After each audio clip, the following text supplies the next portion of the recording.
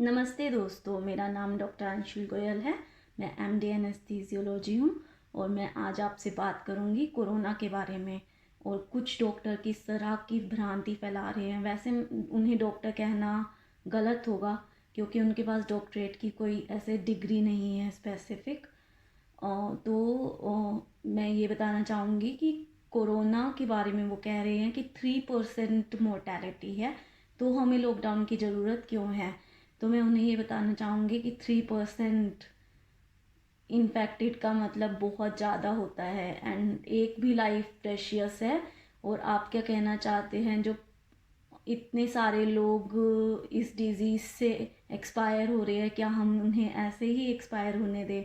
और अगर हम लॉकडाउन नहीं करेंगे तो इवन रिजल्ट्स और भी वर्स होंगे।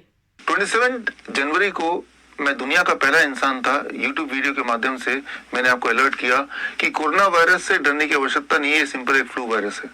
यूट्यूब ने मेरा वीडियो डिलीट कर दिया। 3 फरवरी को मैंने एक और वीडियो निकाला, मैंने आपको बताया कि ये फ्लू वायरस है, थोड़ा जुकाम होगा, बुखार होगा, सब ठीक हो जाएगा। यूट्यूब ने ये वीडियो भी डिलीट कर दिया। 5 मार्च को union health minister honourable Shri Harshvardhan ji से मैं मिला, उन्हें समझाया कि कोरोना वायरस तो एक फ्लू वायरस है, इसके लिए इतना तामझाम, इतने प्रिकॉशन की कोई आवश्यकता नहीं है। उन्होंने मेरी बात नहीं मानी, नहीं सुनी। आज 16 अप्रैल को जग जाहिर हो गया है, यूनिवर्सली एक्सेप्टेड हो गया है। इवन डब्ल्यूएचओ ने माना कि कोरोना वायरस वैसा खूंखार वायरस नहीं है जैसा हमने सोचा था। ये तो सिंपल एक फ्लू वायरस है और इसमें मरने के चांसेस उतने ही है जितने कि फ्लू वायरस में होते हैं। That is equal to 0.1। अगर आपको यकीन नहीं आ रहा तो आज का टाइम्स ऑफ इंडिया पढ़ सकते हैं, आप खुद ही देख सकते हैं। इन सब के बावजूद भी लॉकडाउन का क्या मतलब रह गया, क्या मकसद रह गया, मुझे बिल्कुल समझ नहीं आ रहा। इस वीडियो के माध्यम से मैं आपको 3 बातें बताना चाहता हूँ। पहला, पिछले दिनों यूट्यूब ने मेरे 22 वीडियो डिलीट। तो दोस्तों, आपने सुना विश्वरूप रॉय चौधरी को इस वीडियो में। वो कह रहे हैं कि लॉकडाउन करने की कोई ज़रूरत नहीं है और उन्हें समझ नहीं आ रहा।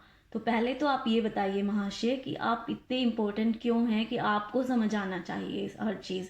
जब दुनिया के सबसे बड़े बड़े डॉक्टर बोल रहे हैं कि लॉकडाउन की ज़रूरत है, वो डाटास को स्टडी कर रहे हैं, जो कि डाटा मैं आपके सामने प्रेजेंट करूँगी कि लॉकडाउन क्यों ज़रूरी है। तो आप दूसरा बात, आप ये बातें करके फिर बोलते हैं कि मेरी बुक खरीद लीजिए, फिर बोलते हैं कि आप मुझे एंड ऑफ लाइफ डिजीज़ के लिए, ट्रीटमेंट के लिए सपोर्ट कीजिए। तो बेसिकली आप साफ साफ बता रहे हैं कि आपका एजेंडा सिर्फ पैसे कमाने का है। आप लोगों के मन में डर बिठा रहे हैं, गलत बातें बता रहे हैं, उनकी लाइफ के साथ खिलवाड़ कर रहे हैं और फिर बोलते हैं कि डॉक्टर ये सब कुछ कर रहे हैं। तो आप एक कॉन्स्पिरेसी थ्योरी पे जा रहे हैं। मैं ये नहीं कहूँगी कि हर डॉक्टर अच्छा होता है, डॉक्टर भी बहुत से बुरे हो सकते हैं। पर आप ये सोचिए कि जिस इंसान के पास कोई डिग्री ही नहीं है वो आके ये सब बातें बोले और फिर उनकी बातों को मान लेना, ये तो सरासर बेवकूफ़ी है। और इसके अलावा हम अच्छी बात पे बात करेंगे कि किस तरह से मेडिकल कॉलेज को बदला जा रहा है और उसे कोरोना से लड़ने के काबिल बनाया जा रहा है। तो देखिए, राज्य सरकार का विक्टोरिया हॉस्पिटल, जो बेंगलुरु मेडिकल कॉलेज से एफिलेटेड है, दक्षिण भारत में उत्तम चिकित्सा के लिए जाना जाता है। यह अस्पताल 1901 में शुरू हुआ। यह अस्पताल उस वक्त के शाही घराने वाडियार परिवार की पहल थी, जब बेंगलुरु प्लेग जैसी महामारी से जूझ रहा था। यह अस्पताल उस वक्त लोगों की जान बचाने में कामयाब रहा और अब जैसे इतिहास खुद को दोहरा रहा हो। यह अस्पताल कोविड-19 के इलाज के लिए चिन्हित किया गया है। इस अस्पताल में विशेष इलाज के लिए अलग शाखाएं हैं और यहाँ का इमरजेंसी और ट्रॉमा सेंटर कोविड-19 वार्ड में तब्दील कर दिया गया है। इस वार्ड में 500 से अधिक बेड्स अत्याधुनिक सुविधाओं से लैस हैं। विक्टोरिया अस्पताल के कोरोना वॉरियर्स, यहाँ की डीन डॉक्टर CR जयंती और उनकी टास्क फोर्स, जो दिन रात यहाँ कोरोना के खिलाफ मैदान संभाले हुए है। First and foremost, we formed a COVID task force team and set up various committees to look out all the logistic details. And most importantly, we started with the sensitization programs for our healthcare professionals.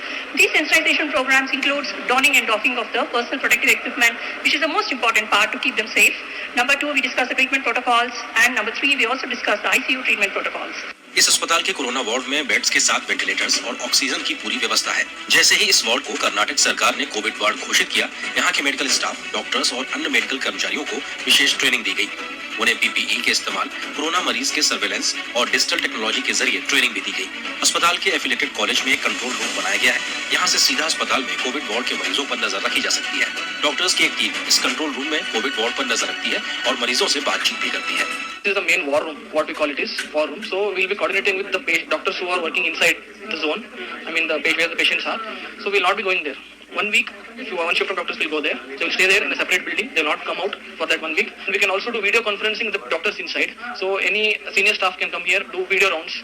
And any psychiatry counseling for the patients, if patient gets agitated, depressed during the course of 2 weeks, can be counseled from here itself.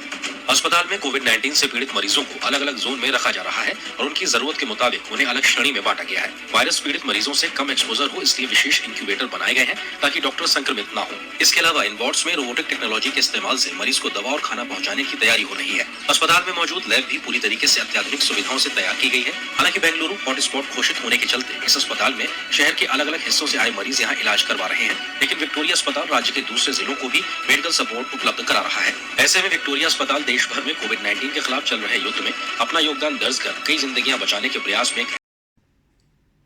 इसी तरह की और videos और जानकारी के लिए like करें, subscribe करें और शेयर भी करें।